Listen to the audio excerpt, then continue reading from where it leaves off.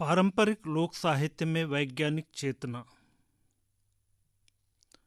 विश्व में मानव विकास के साथ साथ भौगोलिक विशेषताओं के अनुरूप विभिन्न सभ्यताएं भी विकसित होती रही हैं। इन्हीं सभ्यताओं के साथ मानव समुदायों की सांस्कृतिक पहचान भी बनती गई। यह पहचान उनके अनुभव जगत की अभिव्यक्ति के साथ गहरी होती गई। भावाभिव्यक्ति के लिए समुदाय विशेष द्वारा आविष्कृत प्रत्येक भाषा समय के साथ साथ परिष्कृत भी होती गई। सहस्राब्दियों से निरंतर यात्रा कर रही मानव समुदायों की मौखिक अथवा वाचिक परंपरा न केवल संबंधित समुदाय की बल्कि प्रत्येक राष्ट्र की अमूल्य धरोहर है, जिसे हम लोक साहित्य कहते हैं।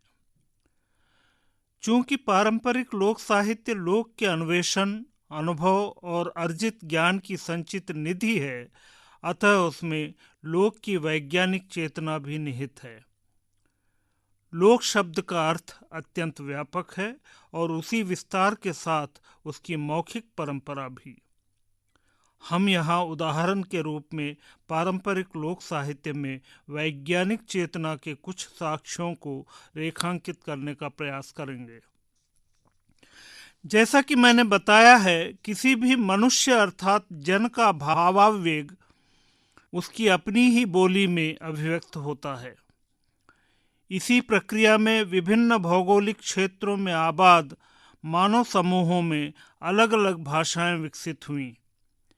किसी समुदाय विशेष जैसे कि भील समूह की भीली, भिलाली, बारेली, पटलिया, गोंड समूह की गोंडी, दुरली, परजी, धुरवी, अबूझमाड़ी, ओझियानी, कोरकू समूह की कोरकू, मवासी, कोल की कोलिहारी, उरांव की कुड़ुख, बैगा की बैगानी, भारिया की भरियाटी, सहरिया की सहरिया, भतरा की भतरी अथवा अन्य अनुसूचित जनजाति समुदायों की बोलियां, जिन्हें हम आदिवासी बोलियों के नाम से जानते हैं। इनके अलावा किसी विशिष्ट भौगोलिक क्षेत्र में संपर्क भाषा के रूप में व्यवहृत बोलियां भी हैं, जैसे भोजपुर क्षेत्र की भोजपुरी, अवध की अवधी, ब्रज की ब्रजभाषा, बुंदेलखंड की बुंदेली, मालवा की मालवी, बघेलखंड की बघेली, निमाड़ की निमाड़ी, छत्तीसगढ़ की छत्तीसगढ़ी, हल्बी, जिन्हें हम लोक भाषाओं के रूप में जानते हैं। भारत के विभिन्न क्षेत्रों में ऐसी अनेक बोलियां अथवा लोक भाषाएं हैं जो 8वीं अनुसूची में शामिल प्रमुख भाषाओं से अलग हैं। इसी स्थिति को रेखांकित करती बुंदेली की एक परंपरागत कहावत भी है, 5 कोस पे बदले पानी, 20 कोस पे वानी। ऐसी ही समुदाय विशेष अथवा क्षेत्र विशेष की बोलियों में प्रचलित मौखिक यानी वाचिक ज्ञान संपदा को हम पारंपरिक लोक साहित्य कहते हैं। पारिभाषिक दृष्टि से विचार करें तो पारंपरिक लोक साहित्य यानी मौखिक साहित्य मानव समुदाय की किसी जीवित भाषा में संचित परंपरागत ज्ञान का वह प्रवहमान स्रोत है, जिसमें पूर्वज पीढ़ियों के जीवनानुभव, चिंतन, निष्कर्ष और दृष्टिकोण समाहित होते हैं। यह एक ऐसी विरासत है जिससे समाज का जीवन पक्ष आलोकित और प्रशस्त होता है। लोक साहित्य संबंधित समुदाय की भाषा सामर्थ्य और अभिव्यक्ति क्षमता के साक्ष्य भी प्रस्तुत करता है। पारंपरिक गीत, कथाएं, गाथाएं, नाट्य, लोकोक्तियां यानी कहावतें, मुहावरे, पहेलियां तथा मंत्र आदि इस तथ्य के सार्थक उदाहरण हैं। ऐसे साहित्य में न केवल अपने समय के इतिहास के सूत्र मिलते हैं, बल्कि उससे परंपरागत कला कौशल और लोक विज्ञान की अनुभवजन्य पद्धतियां भी ज्ञात होती हैं। मिसाल के तौर पर इस भीली कहावत के निहितार्थ पर गौर करें, आथम्यो दन पासो थोड़ी उगे, यानी अस्त हुआ दिन अर्थात सूर्य तत्काल थोड़े ही उगता है। यह कहावत भील जनजाति समुदाय में प्रचलित मृत व्यक्ति के पुनर्जन्म की मान्यता को सूर्यास्त के पश्चात सूर्योदय की आवृत्ति की वैज्ञानिक चेतना को व्याख्यायित करती है। इसी क्रम में इस भीली पहेली पर भी विचार करें, आवल्यूं सावल्यूं नावल्यूं धरजी पुरिया पूछड़ूं, पूछड़ूं धरती 30 लागी, 30 ना धुदा बूरा 20। यानी आड़ा तिरछा भागे नेवला, पकड़ ले लड़के पूंछ, पूंछ पकड़ते ही लगी प्यास, प्यास के बदले घूंसे 20। इस पहेली का उत्तर है आग, लोहा और हथौड़ा। अब इस पहेली के निहितार्थ पर विचार करें। आग की लपटें लहराती हुई उठ रही हैं, संडसी से लोहे के छोर को यानी नेवले की पूंछ को पकड़ा गया है। आग से लोहा गर्म हो गया है, अर्थात वह प्यासा है। उस प्यासे को पानी के बदले 20 घूंसे यानी हथौड़े से पीटा जाता है। इसमें आग ऊर्जा, लोहा दृढ़ता और हथौड़ा साहस का प्रतीक है। यह पूरी पहेली वैज्ञानिक समझ के साथ बुनी गई है। पानी और पेड़ के विकास के अंतर संबंध को गृहस्थी के संतुलन और कार्य विभाजन के तर्क सहित प्रस्तुत करता यह कोरकू गीत परंपरागत वैज्ञानिक चेतना की दृष्टि से उल्लेखनीय है। लींबू नी वीडेवा लींबू लींबाय माडी डो बाग में, उर्गा सानू चुरू खनटो डाणी डूलेवा मखान। यह एक लंबा गीत है जिसमें लींबाय द्वारा नींबू का पौधा रोपते हुए पत्नी से की जाने वाली अपेक्षा का वर्णन है।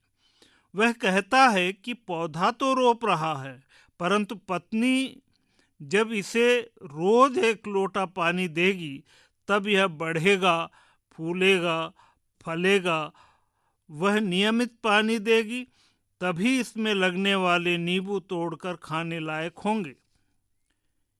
यह मान्य तथ्य है कि जो तर्कसंगत ज्ञान है उसे ही हम विज्ञान कहते हैं, और वैज्ञानिक चेतना हमें परंपरा से विरासत में मिली है।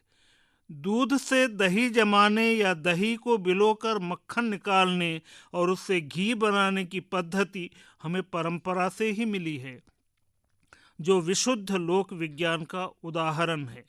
ऐसी पद्धतियों को हमारे पुरखों ने बहुत कलात्मक ढंग से लोक साहित्य के माध्यम से हमारे स्मृति कोश तक पहुंचाया है। लोक साहित्य उसमें निहित हमारे पुरखों के अनुभवजन्य ज्ञान से हमारे आचरण में जगह बनाता है, और इसी प्रकार पीढ़ी दर पीढ़ी अनंत काल तक यात्रा करता है। हम उसे लिपिबद्ध कर यथारूप संरक्षित भी करते जा रहे हैं। पारंपरिक लोक साहित्य में लोक दर्शन और वैज्ञानिक चेतना साथ साथ रहते हैं। बुंदेली लोक महाकाव्य आल्हा की इन पंक्तियों में उक्त तथ्य का अनुभव किया जा सकता है। मानुष देही जा दुर्लभ है, आहे समय न बारंबार, पात टूट के ज्यों तरवर को, कभू लौट न लागे डार। अर्थात मनुष्य की देह यानी शरीर अत्यंत दुर्लभ है, जो बार बार नहीं मिलता।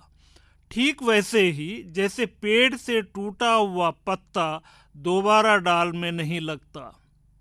इस कथन के माध्यम से शरीर, आत्मा, जीवन और मृत्यु के दर्शन को वैज्ञानिक तर्क के साथ प्रस्तुत किया गया है। काव्य के ये प्रतीक लोक की वैज्ञानिक चेतना के भी प्रतीक हैं। ऐसी ही एक लंबी कहावत में ऋतुचक्र के कारण जाड़े के मौसम में छोटे होते दिन की प्रकृति को परिभाषित किया गया है। कहावत है, उदली की कूदली, अर्थात उगा की कूद गया। इस छोटी सी कहावत में सूर्य की अवस्था का वर्णन है, जो शीतकाल में सूर्योदय से सूर्यास्त तक के समय का बिंब रचता है। यह कहावत परिक्रमा करती पृथ्वी पर सूर्य किरणों की स्थितिगत पहुंच के वैज्ञानिक कारण को भी स्पष्ट करती है। इसी प्रकार यह हल्बी पहेली शरीर में आँखों की स्थिति बताती है।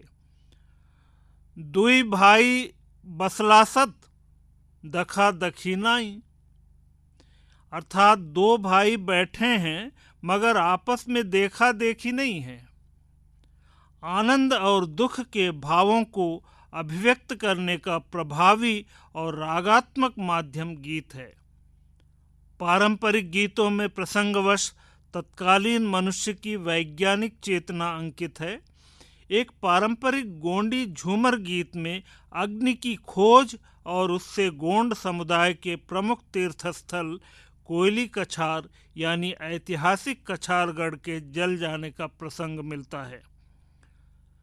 चकमक ढोक ढोक अगिया निकारे रे, चकमक ढोक ढोक अगिया निकारे रे, लेसी डारे या कोयली कछार रे। अर्थात चकमक पत्थर को रगड़ रगड़ कर आग उत्पन्न की और उस आग से कोयली कछार यानी कछारगढ़ जलकर राख हो गया। निष्कर्षतः यही है पारंपरिक लोक साहित्य में वैज्ञानिक चेतना, जो अपनी क्रियाशील निरंतरता में मनुष्य को नए अन्वेषण और आविष्कारों के लिए प्रेरित करती रही है।